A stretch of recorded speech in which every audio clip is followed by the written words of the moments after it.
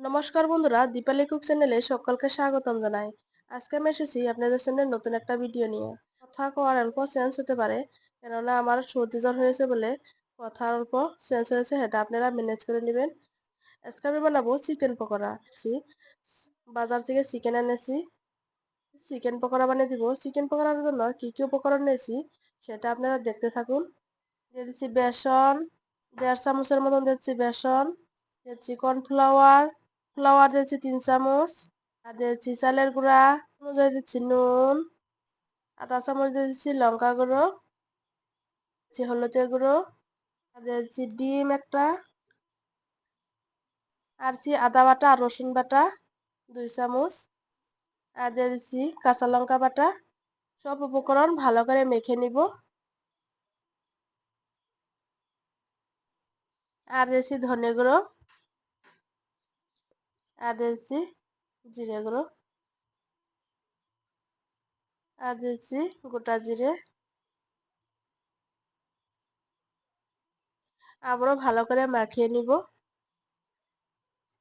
দেখুন আমার মাখানো হয়ে গেছে। দিয়ে দিচ্ছি আমি তেলের মধ্যে।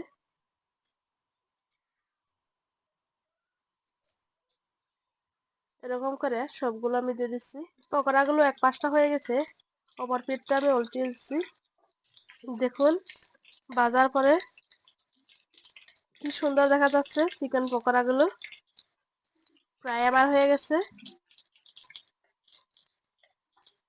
চিকেন পকোড়াগুলো হয়ে গেছে, এখন আমি নামিয়ে নিচ্ছি। দেখুন নামানোর পরে কতটা সুন্দর দেখা যাচ্ছে। আপনারাও এরকম করে চিকেন পকোড়া বানিয়ে খাবেন। এরকম করে আমি বাকিগুলো দিয়ে দিচ্ছি। একেবারে আমি এগুলো আমি ভেজে নিচ্ছি। ভেজে তাহলে আপনাদেরকে দেখাচ্ছি আমি। চিকেন পকোড়া হয়ে গেছে, কতটা সুন্দর দেখা যাচ্ছে। এখন আমি দিয়ে দিব চাট মশলা। চাট মশলা প্রত্যেকটা চিকেন পকোড়ার গায়ে আমি চাট মশলা দিয়ে দিচ্ছি। দেখুন সবাইকে খেতে দিয়েছি। এ হচ্ছে প্রীতম, এ হচ্ছে প্রিয়া, এ হচ্ছে রূপাঞ্জলি, এ হচ্ছে ঋতু। সবাইকে খেতে দিয়েছি।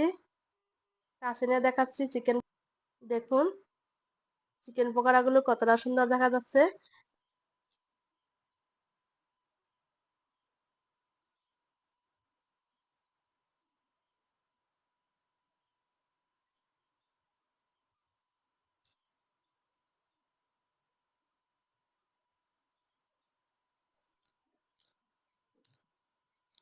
দারুণ আছে, এমন টেস্টি আছে আর বলার মতো নাই।